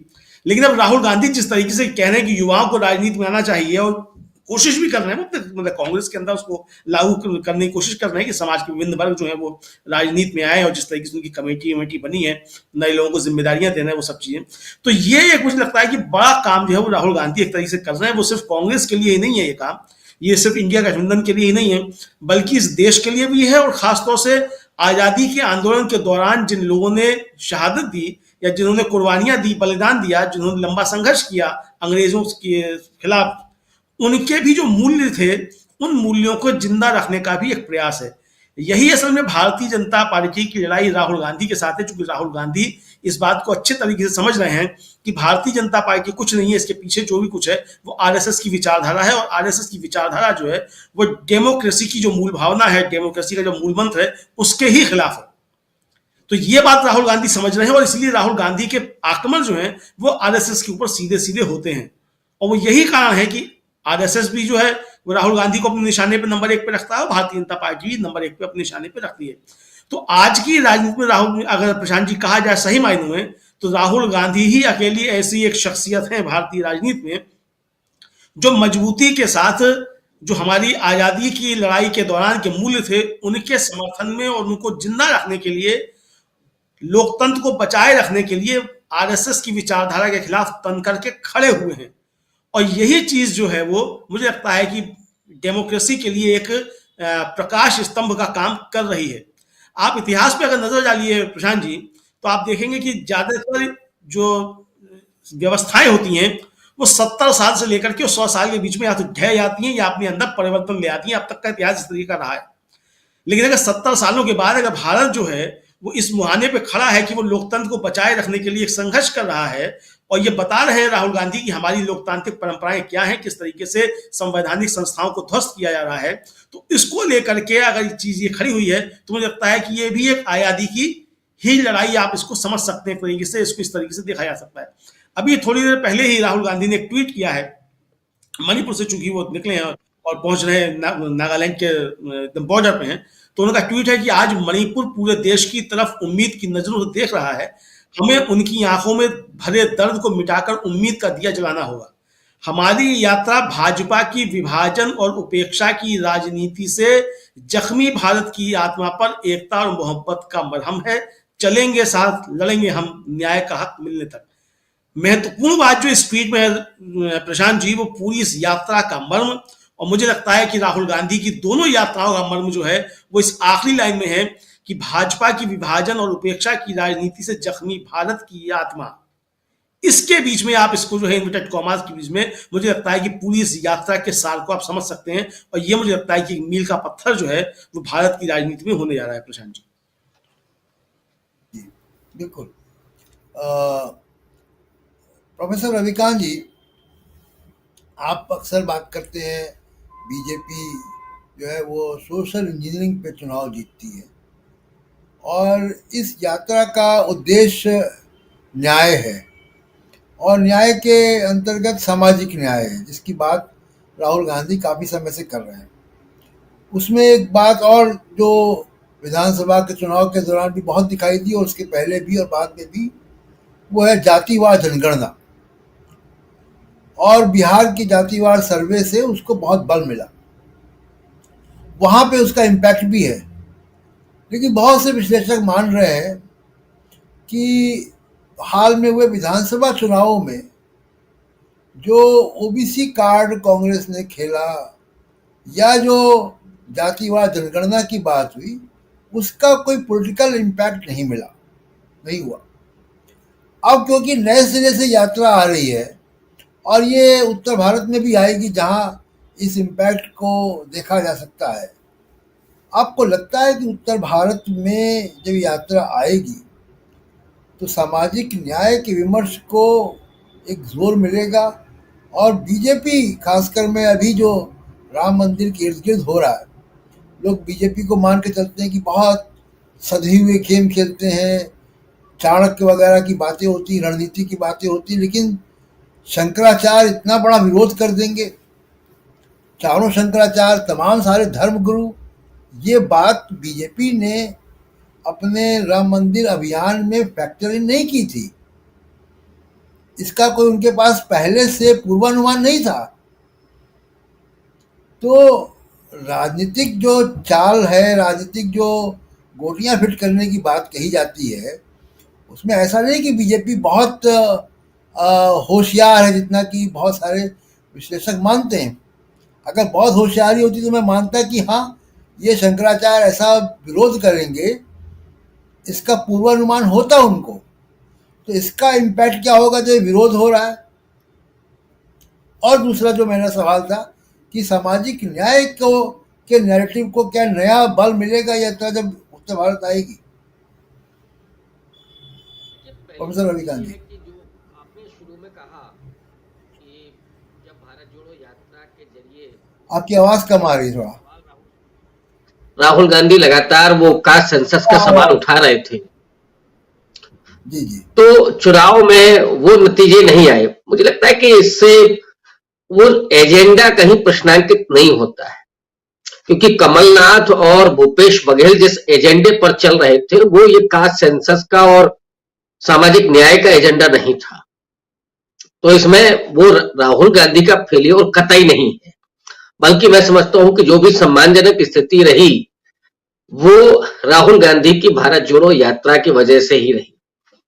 दूसरा जो मंदिर का इशू है, मेरा जितनी समझ है बीजेपी की पॉलिटिक्स को लेकर के और मोदी और अमित शाह खास करके, वो भी इस बात को जानते हैं कि मंदिर के जरिए उनको बहुत वोट नहीं हासिल होने जा रहा है। ये जो इशू है वो केवल विपक्ष को फंसाए रखने के लिए है, लेकिन इस बार शायद वो गच्चा खा गए हैं कि राहुल गांधी भारत जोड़ो न्याय यात्रा पर निकल पड़े। लेकिन ये अनुमान जरूर नहीं रहा होगा उनको कि शंकराचार्य विरोध कर देंगे, ये बिल्कुल सही। तो जो नैरेटिव वो खड़ा करना चाहते थे और जिसके जरिए बुनियादी सवालों को कहीं पृष्ठभूमि में धकेलना चाहते थे, वो खुद ही फंस गए कि आप अधूरे मंदिर का जो उद्घाटन करने जा रहे हैं वो शास्त्र सम्मत नहीं है, कर्मकांड के अनुसार भी नहीं है, और इसका मतलब है कि आपके लिए राम मंदिर केवल और केवल पॉलिटिकल एजेंडा है। ये एक्सपोज हो गए। ये शायद पहली बार अपने ही गुगली में फंसे हैं नरेंद्र मोदी। दूसरी तरफ जो राहुल गांधी की भारत जोड़ो न्याय यात्रा है और वो जहां से निकली है, राहुल गांधी ने मणिपुर में ही इस बात को कहा कि चर्चा ये हो रही थी कि पश्चिम से पूरब होनी चाहिए कि पूरब से पश्चिम होनी चाहिए और कहां से होना चाहिए। राहुल गांधी ने कहा कि वो केवल और केवल मणिपुर से होनी चाहिए। मणिपुर को सबसे ज्यादा जरूरत है, मणिपुर के लोगों को, मणिपुर की बहनों को सबसे ज्यादा न्याय की जरूरत है और इसलिए वहां से वो यात्रा होनी चाहिए। तो जो एक तरह से उन्होंने उस कंसर्न को वहां पर प्रस्तुत किया और वो जो एक सूत्र बना है कि ये यात्रा उन मणिपुर की बहनों के न्याय के लिए है, समूचे मणिपुर के एकता और उसके संघर्ष के लिए है, देश की एकजुटता के लिए है, ये न्याय की डिमांड अभी आगे बढ़ेगी उस यात्रा के समानांतर। अभी किसान का भी सवाल आएगा कि आपने तो कहा था कि 2022 में आमदनी दुगनी हो जाएगी, लेकिन 700 किसान शहीद हो गए। आपने तो कहा था कि काला धन आएगा और नोटबंदी आपने कर दी। आपने तो कहा था कि रोजगार हम 2 करोड़ देंगे, लेकिन आपने कहा कि पकौड़ा तलिए, ये भी रोजगार है। जबकि सच्चाई ये है कि 90 लाख केंद्रीय सरकार में नौकरियां भी खाली हैं। तो जो आप मजाक कर रहे हैं नौजवानों के साथ, जो आपने और दलितों के साथ, आदिवासियों के साथ क्या हुआ? इसी भारतीय जनता पार्टी से जुड़े हुए लोगों के जरिए उनका प्रशासन पक्ष में खड़ा हुआ और अपमान, अन्याय, ये सब हो ही रहा है। ये सवाल तो आएंगे ही। और आपने रिजर्वेशन का क्या किया, सरकारी नौकरियों का क्या किया? ये सारे मुद्दे अभी उठने उस उत्तर भारत में कि जहां पर सिर्फ हिंदू पट्टी नहीं है, वो सोशल जस्टिस की भी जमीन है, वो कांशीराम की भी जमीन है।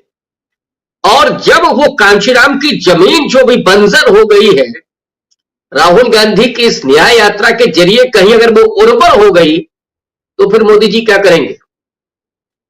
मोदी जी कहां धान बोएंगे और कहां काटेंगे? सवाल तो ये है। ये उत्तर प्रदेश जहां सबसे ज्यादा ये न्याय यात्रा रहने वाली, शायद 22 दिन, वहीं पर 62 सीटें थी बीजेपी की, और यही उत्तर प्रदेश तय करने वाला है कि दिल्ली में कौन जाएगा।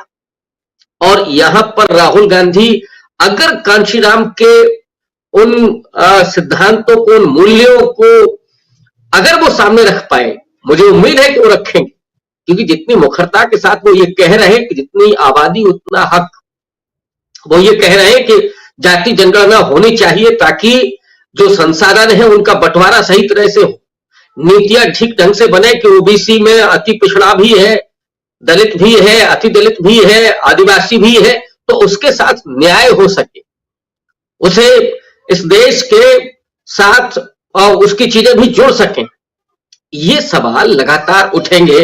और मुझे लगता है कि वहीं से इस यात्रा की सफलता और यात्रा के राजनीतिक निहितार्थ और राजनीतिक नतीजे भी सामने आएंगे। इसलिए मैं नहीं समझता कि ये जो इशू था राहुल गांधी का वो कहीं फेल हुआ, और अब जहां वो बढ़ रही है, जिस हिंदी पट्टी में बढ़ रही है, वहां पे इस जमीन को, कांशीराम की जमीन को वो उर्वर बना सकती है। ये काबिलियत राहुल गांधी में है और उनकी उस पूरी यात्रा के मिशन में भी।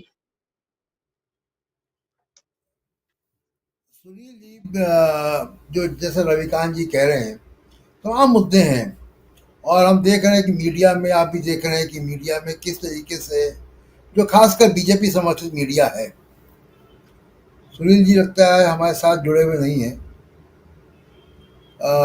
मैं प्रकाश जी के पास ये सवाल लेकर आता हूँ।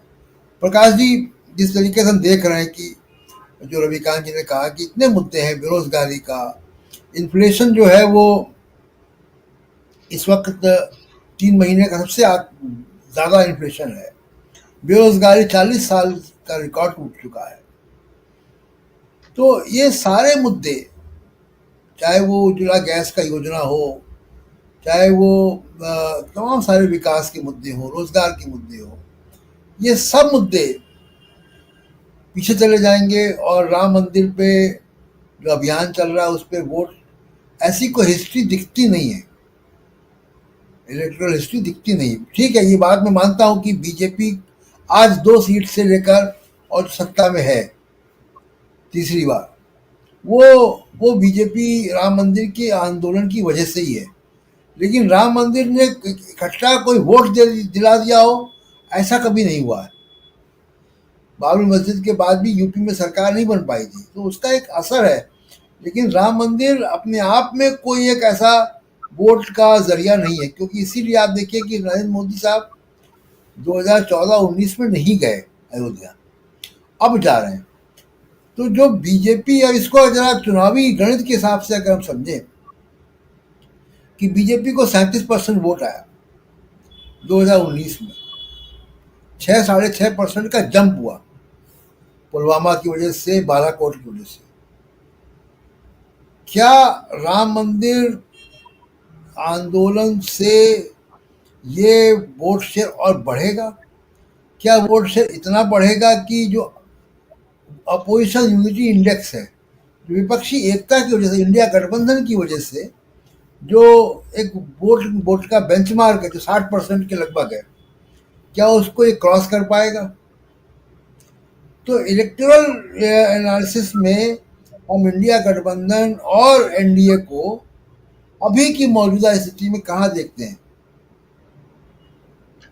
राम मंदिर के मुद्दे को जिस तरह से बीजेपी उठा रही है और मीडिया जिसकी मदद कर रहा है, वो ये बात साबित करने पे तुले हैं कि भूतो न भविष्यति, कभी ऐसा महान धार्मिक अनुष्ठान नहीं हुआ। इस बात को पे ध्यान दिलाया जा रहा है। आपने बिल्कुल सही कहा कि महंगाई अपने उच्चतम स्तर पर है, थोक महंगाई अपने उच्चतम स्तर पर है, कर्जा उच्चतम स्तर पर है, टैक्सों की वसूली उच्चतम स्तर पर है, और लोगों का ध्यान भटकाने की कोशिश भी उच्चतम स्तर पर है। राष्ट्रीय स्वयंसेवक संघ के लोग जिस तरीके से मंदिर के लिए न्योता बांट रहे हैं, चुन चुनकर लोगों को न्योता दे रहे हैं, और जिस तरह से वो जा रहे हैं, उसमें ऐसा लगता है कि राम मंदिर आरएसएस के द्वारा बनवाया जा रहा है और किसी ट्रस्ट द्वारा नहीं बनवाया जा रहा। जो ट्रस्ट है वो ट्रस्ट एक तरह से आरएसएस का ही ट्रस्ट है, ये बात साबित करने की कोशिश की जा रही है। लेकिन राहुल गांधी की भारत जोड़ो न्याय यात्रा जिन जगहों से गुजर रही है, उनमें से 129 सीटें वो है प्रशांत जी जहां बीजेपी और कांग्रेस की सीधी टक्कर हुई। उन सभी सीटों पर बीजेपी के लिए खतरे की घंटी बज सकती है अगर कांग्रेस अपनी भारत जोड़ो यात्रा को आगे जाकर उसे भुनाने की कोशिश करे। कांग्रेस ही क्यों, पूरा विपक्ष, क्योंकि आप देखिए भारत जोड़ो न्याय यात्रा में कांग्रेस अकेली नहीं है, विपक्ष के तमाम दल उसके साथ हैं, कांग्रेस का समर्थन कर रहे हैं। सवाल यह है कि ये किस तरह से भारत जोड़ो न्याय यात्रा को वोटों में तब्दील करेंगे, इसके बारे में कांग्रेस को और इंडिया गठबंधन को सोचना है।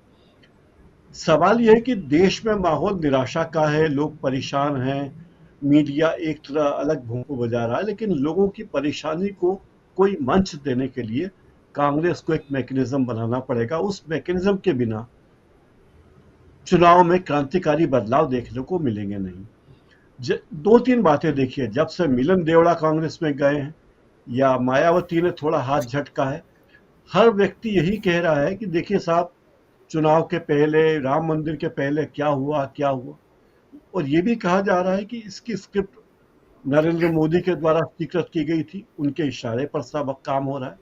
मुझे लगता है ये सारी बातें कहने का फायदा, बेजा फायदा बीजेपी को मिलेगा, इसलिए ये बातें करना फिजूल है कि मिलिंद देवड़ा ने क्या किया या मायावती ने किस तरह से इंडिया गठबंधन से थोड़ी दूरी बनाई। अब इंडिया गठबंधन के सामने मुख्य चुनौती यह है कि राहुल गांधी की यात्रा को वो किस तरह से वोटों में तब्दील करने की कोशिश करें। राहुल गांधी की पिछली यात्रा में, भारत जोड़ो यात्रा में, हमने देखा कि मध्य प्रदेश में भले ही बीजेपी की सरकार बनी हो, लेकिन कांग्रेस के वोट बरकरार रहे, लेकिन अब मुद्दा कांग्रेस को अपने या विपक्ष को अपने वोट बरकरार रखने का नहीं है। उनके सामने चुनौती है कि वोटों की संख्या में वृद्धि करने की। अगर वोटों की संख्या में वृद्धि नहीं की तो किसी निष्कर्ष पर नहीं पहुंच पाएंगे। इस यात्रा का जो उद्देश्य है वो पूरा नहीं होगा। प्रशांत जी, ये मेरे निजी विचार। जी जी, बिल्कुल सही बात है, क्योंकि देखिए जब तक कांग्रेस पार्टी ग्राउंड लेवल पे उसको अपने कार्यकर्ताओं को या मोबिलाइज नहीं करती है, तब तक उसका जो पॉलिटिकल नैरेटिव है उसका फ़ायदा उस तरीके से नहीं मिलेगा जिस तरीके से मिलना चाहिए। लेकिन हम देखते हैं कि कर्नाटक और तेलंगाना में हुआ, और हिंदी राज्यों में नहीं हो पाया जिस तरीके से होना चाहिए था। बहुत उम्मीद थी मध्य प्रदेश में, जहाँ आप बैठे हुए वहाँ पे, लेकिन वैसा नहीं हुआ। दीपक जी, जैसे अगर देखा जाए राष्ट्रीय राजनीति में जो घटनाक्रम है, और इस बात को हम लोग कई बार चर्चा कर चुके हैं कि इस वक्त तो बहुत परस्पर विरोधी विचार आमने सामने हैं, और ऐसा देश की राजनीति में कम बार हुआ है। 77 में हुआ था, और 77 के बाद अब शायद इतना मुखर तौर पे हो रहा है। और देख रहे हैं कि जिस तरफ जो सीधे सीधे कहें कि मोदी साहब का जो पक्ष है, उस तरफ कॉर्पोरेट रुझान है, मीडिया उनके साथ है, इंस्टीट्यूशन साथ में है। लेकिन ये सब कुछ इंदिरा गांधी के साथ भी था, और जनता पार्टी के साथ या जयप्रकाश नारायण के साथ ऐसा कुछ नहीं था। और तुरंत जो जेल के बाद छूटने के बाद पार्टी बनी 30 दिन के अंदर, और उसके बाद वो सत्ता में भी आ गए। उसके बाद के भी चुनाव को हम देखते हैं दीपक जी, कि जब भी विपक्षी एकता होती है तो वो कामयाब होते हैं। हालांकि अभी आज दूसरा ही दिन है भारत जोड़ो यात्रा पार्ट 2 का, या भारत जोड़ो न्याय यात्रा का। तो आगे जैसे यात्रा बढ़ेगी तो हम इसको और विश्लेषण करेंगे, इसके इम्पैक्ट का। लेकिन अभी जो मौजूदा स्थिति है, और बीजेपी को भी देखिए लग नहीं रहा था कि उनको भी कॉन्फिडेंस में कमी थी, तो उनको राम मंदिर के मूवमेंट को इतना उस पर इम्पैक्ट क्रिएट करना पड़ रहा है, बावजूद इसके कि उसमें भी तमाम सारे विवाद जन्म ले चुके हैं।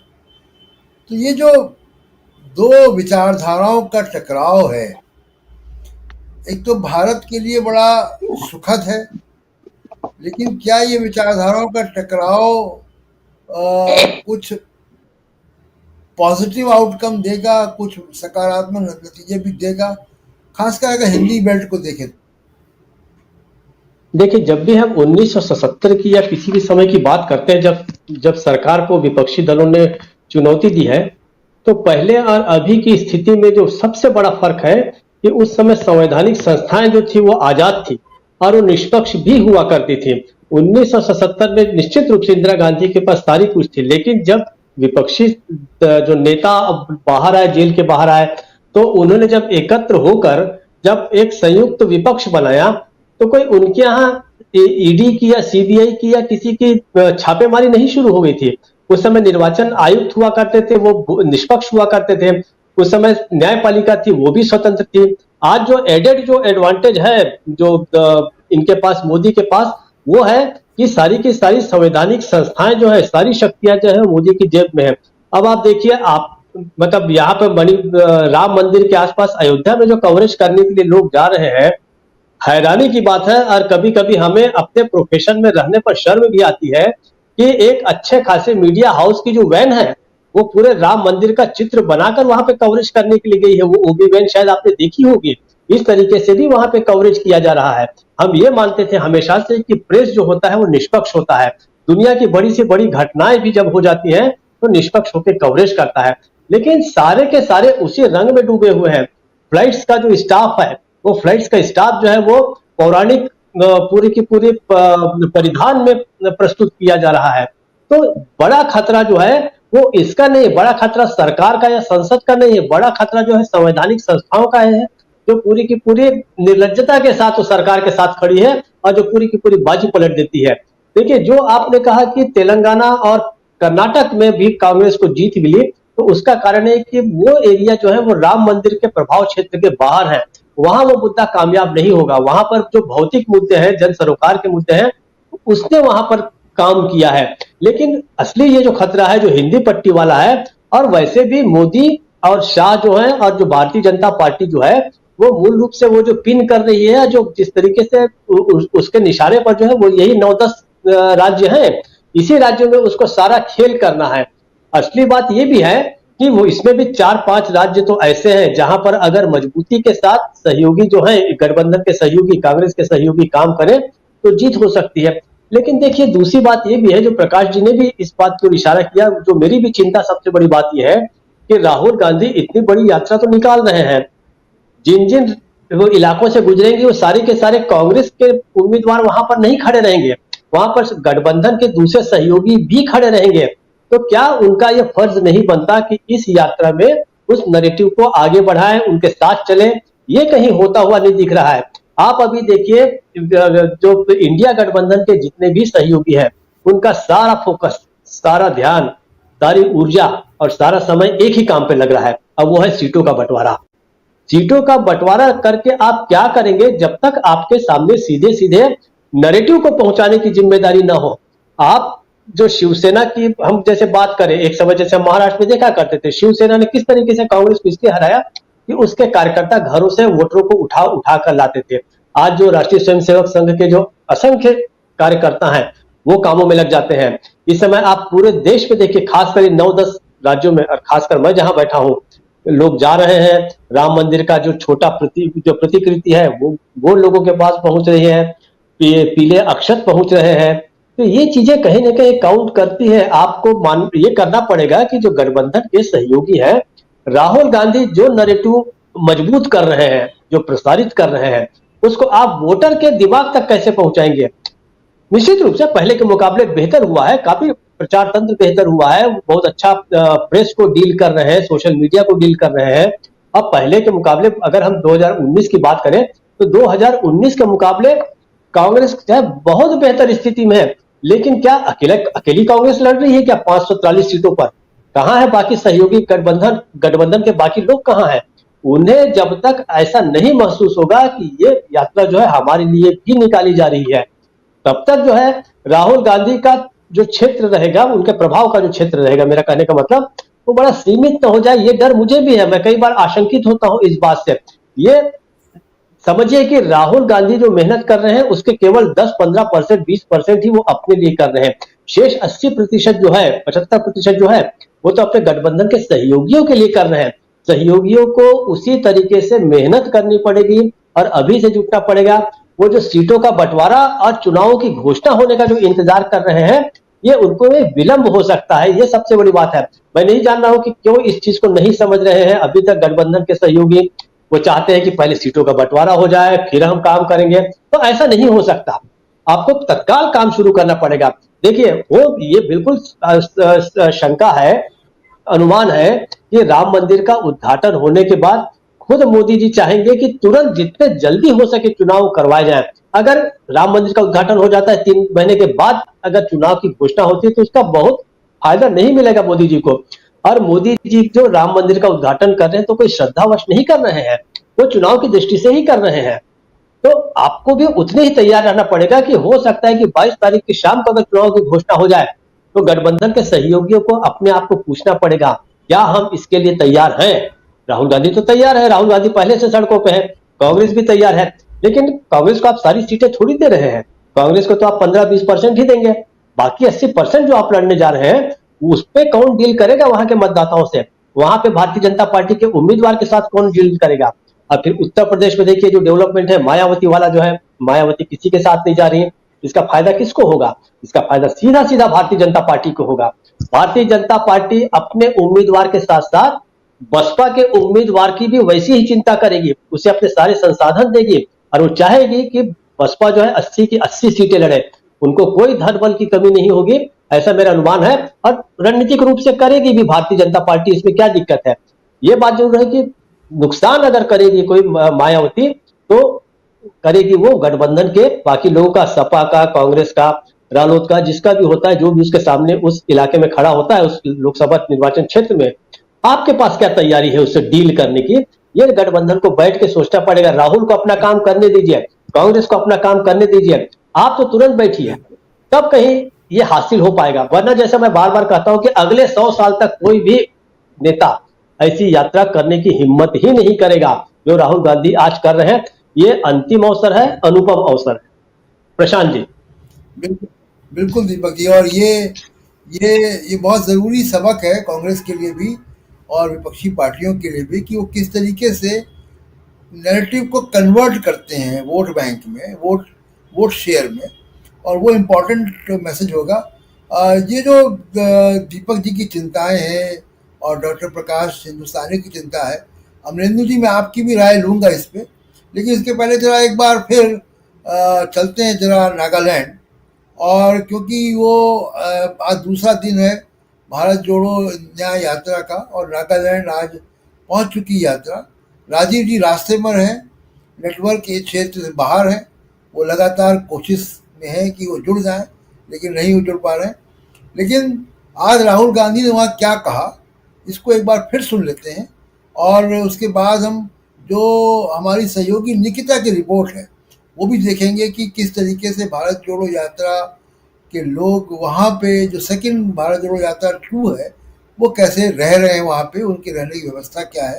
तो ये दोनों चीज़ हम देखेंगे। और बहुत महत्वपूर्ण जानकारी ये कि कल राहुल गांधी एक पहली प्रेस कॉन्फ्रेंस इस भारत जोड़ो यात्रा की करेंगे। तो एक बार राहुल गांधी ने क्या कहा है सुन लेते हैं और उसके बाद फिर अमरेंदु जी आपके पास आते हैं। Yatra from Kanyakumari to Kashmir, and the idea was to bring people of India together. And it was a very successful yatra where we walked 4,000 kilometers.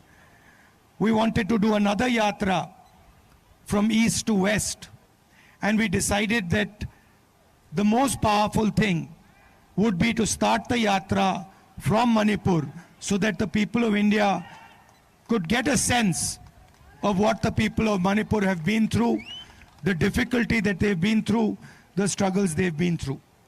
I understand that you have faced a tragedy, you have lost family members, you have lost property, and I want you to know that we are fully standing with you. We want to bring peace back to Manipur. We want to make Manipur peaceful and harmonious again. I have been speaking to delegations from here who've been telling me about the issues that you're facing.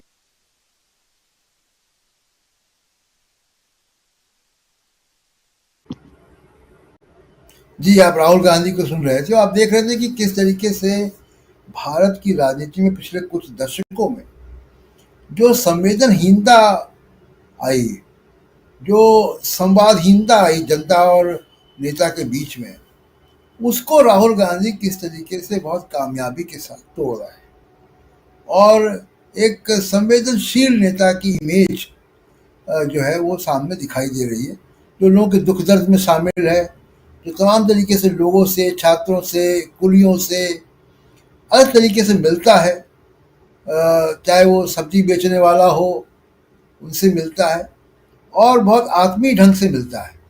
ये संवादहीनता भारत की राजनीति में बाकी नेताओं में अभी भी दिखाई देती है, कांग्रेस के बाकी नेताओं में दिखाई देती है। एक बुलेट प्रूफ गाड़ी के पीछे का जो नेता है वो दिखाई देता है और राहुल गांधी उसको तोड़ रहे हैं। और निश्चित तौर से अमरेंदु जी, ये बड़ा एक आंदोलन है। देश का दुर्भाग्य है कि इतनी बड़ी राजनीतिक यात्रा, इतना बड़ा पॉलिटिकल इवेंट, दूसरी भारत जोड़ो यात्रा हो रही है और उसको जो मीडिया में जगह, स्पेस मिलना चाहिए था, या बुद्धिजीवियों के आपस के विमर्श में जो स्पेस मिलना चाहिए था, वो भी नहीं मिला। मीडिया का तो चलो मान लेते हैं रामदेव जी की मीडिया एक कॉरपोरेट कब्जे में है और खास एजेंडा में शामिल है, लेकिन जो बहुत सारे इंडिपेंडेंट बुद्धिजीवी भी हैं उनमें भी मैं देखता हूँ कि उस तरीके से स्पेस या चर्चा नहीं है जिसमें कि होनी चाहिए, क्योंकि वो बहुत बड़ा एक राजनीतिक इवेंट हमारे देश में हो रहा है। लेकिन जो चिंताएं दीपक जी की हैं या प्रकाश जी की हैं, वो चिंता मेरी भी है, हम सबकी वो चिंता कि बीजेपी के पास इतने संसाधन, कॉरपोरेट और ईडी और ईवीएम, और उनके बीच में ये यात्रा, तो क्या, और हम देखते हैं कि कई बार ये चिंताएं जो हैं वो गलत भी साबित हुई हैं। जैसे कर्नाटक में गलत साबित हो गई। कर्नाटक में हम थे, हम देख रहे थे कि बीजेपी ने सब कुछ झोंका हुआ था, उसके बावजूद वहाँ पे सफलता नहीं मिली। वो पन्ना प्रमुख वहाँ से वहाँ पे गायब हो गए। यही हमने देखा हिमाचल में, देखा ये हमने देखा तेलंगाना में, देखा तेलंगाना में चलिए बीजेपी उतना उस तरीके से स्टेक होल्डर नहीं थी, लेकिन हिमाचल में तो सरकार गंवाई उन्होंने और उनके राष्ट्रीय अध्यक्ष भी वहीं से आते हैं। तो ये मिथ भी है बीजेपी के बारे में। तो क्या ये मिथ ये भारत जोड़ो यात्रा के बाद कुछ टूटेगा? दूसरी एक और मैं आपसे जो जानना चाहता हूँ, जैसे मायावती की चर्चा हो रही है, तमाम और क्षेत्रीय दलों की भी चर्चा होती है, भारतीय समाज भी तो कुछ अलग तरीके सोच रहा है, उसमें भी तो कुछ मूवमेंट है, तो वो भी तो कुछ नया एक्सपेरिमेंट कर रहा है जो हमको पिछले कुछ उपचुनाव में दिखाई दे रहे हैं या तेलंगाना के चुनाव में दिखाई दिए। तो आपकी क्या उम्मीदें, आप इन आशंकाओं को कैसे देखते हैं अमरेंद्र जी? पार्टी के बारे में असल में मिथ बहुत ज्यादा हैं और बहुत से मिथ भारतीय जनता पार्टी स्वयं तैयार करवाती भी है और उन मिथ को लेकर के फिर वो हम लोगों के ऊपर छोड़ देती है और हम लोग फिर उस मिथ को भी जो है वो उसमें घिरने से लग जाते हैं। भारतीय जनता पार्टी के पास एक कला है मिथ तैयार करने की, वो तैयार करती है भांति भांति प्रकार के मिथ। तो ये मिथ भी है एक तरीके से। जहां तक सवाल ये है कि इंडिया गठबंधन के बाकी लोग क्या कर रहे हैं और राहुल गांधी क्या कर रहे हैं और जनता के बीच बात जा रही है कि नहीं जा रही है, प्रशांत जी, का इंडिया गठबंधन के बाकी लोग कुछ ना भी करें, के लोग भी अगर कुछ ना भी करें, तो यात्रा जिस रास्ते से गुजर रही है और जिन लोगों से राहुल गांधी की 1-to-1 मुलाकात हो रही है, राहुल गांधी जिनसे संवाद कर रहे हैं, जिनसे संपर्क स्थापित कर रहे हैं, उनके दिलों में राहुल गांधी सीधे सीधे उतर रहे हैं। अब ये कहा, अगर देखा जाए कि हिंदी पट्टी में जो था, जो चुनाव हुए, उनमें अगर भारत जोड़ो यात्रा का प्रभाव कहा जाए कि नहीं हुआ, तो मुझे लगता है कि ये भी ठीक नहीं है, क्योंकि हिंदी पट्टी में प्रधानमंत्री जो थे वो कांग्रेस के या तो मुख्यमंत्रियों से लड़ रहे थे या उनके मुख्यमंत्री के उम्मीदवारों से लड़ रहे थे। हिंदी पट्टी में कहीं भी भारतीय जनता पार्टी जो थी वो राहुल गांधी से नहीं लड़ रही थी। मध्य प्रदेश में राहुल गांधी से नहीं लड़ रही थी, कमलनाथ से लड़ रही थी।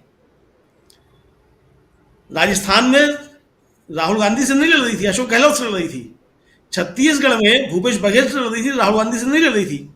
और उस लड़ाई के बाद भी अगर भारतीय जनता पार्टी से अगर कुछ ही कम वोट अगर मिलते हैं कांग्रेस को बिना राहुल गांधी से लड़े हुए, तो ये अब राहुल गांधी की यात्रा का असर हो या ना हो, लेकिन जनता के बीच कांग्रेस है और प्रमुख विपक्षी दल है हिंदी प्रदेशों में 3 में, ये तो है।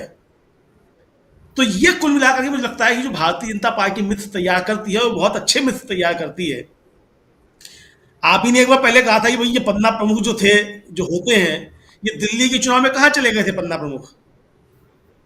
ये दिल्ली का विधानसभा चुनाव हुआ तो पन्ना प्रमुख तो दिल्ली के चुनाव में भी थे, ये पन्ना प्रमुख तो हिमाचल में भी थे, ये पन्ना प्रमुख 2018 में राजस्थान में भी थे, मध्य प्रदेश में भी थे, छत्तीसगढ़ में भी थे।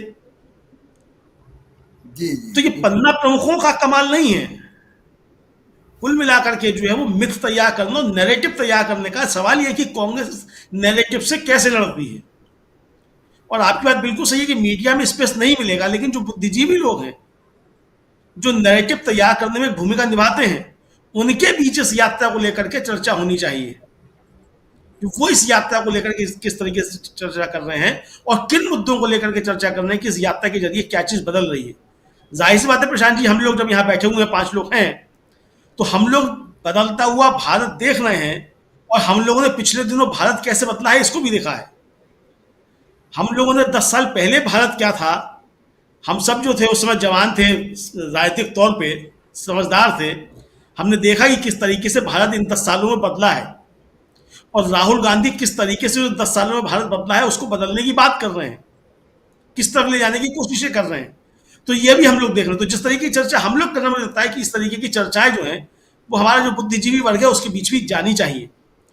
कांग्रेस के कार्यकर्ताओं का दायित्व है निश्चित तौर पे कि राहुल गांधी की बातों को लेकर के जनता के बीच जाएं, लेकिन हम ये उम्मीद क्यों करें कि सिर्फ कांग्रेस का कार्यकर्ता ही इस बात को करेगा।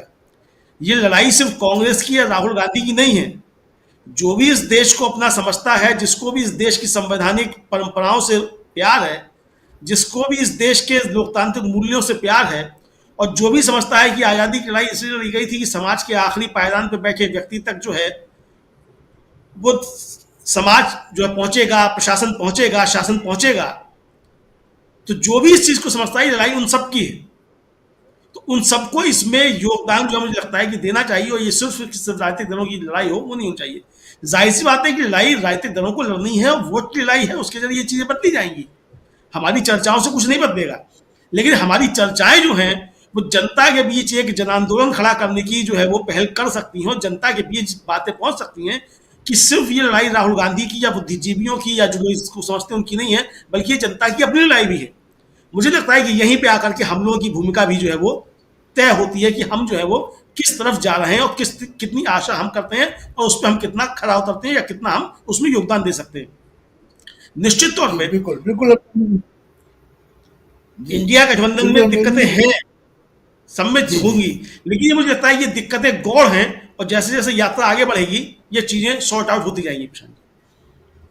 जी जी, लेकिन लगातार ये बात होती है अमरिंदु जी की उत्तर पूर्व का इलाका जो उपेक्षित है, लोग खबरों में बात नहीं करते, उसकी न्यूज़ में बहुत रिप्रेजेंटेशन नहीं मिलता उत्तर पूर्व की जगह के राज्यों को, और वो थोड़ा सा कल्चरली जो है वो हमसे अलग है, मुख्तलिफ है उत्तर भारत से, तो उनको वैसी प्रमुखता नहीं मिलती है। लेकिन एक राष्ट्रीय पार्टी अपना सबसे बड़ा पॉलिटिकल प्रोग्राम वहाँ से लॉन्च कर रही है और उसको जैसी प्रमुखता मिलनी चाहिए, तो ये इस तरीके के विमर्श करने वालों को सोचना चाहिए कि अब वो कहाँ है, उनको भी इसकी चर्चा करनी चाहिए कम से कम। मणिपुर में इतना कुछ हुआ, इतना अन्याय हुआ, हमने देखा कि किस तरीके का हृदय विदारक वीडियो सामने आए, महिलाओं को निर्वस्त्र करके घुमाया गया, सबकी चिंता है पूरे देश की।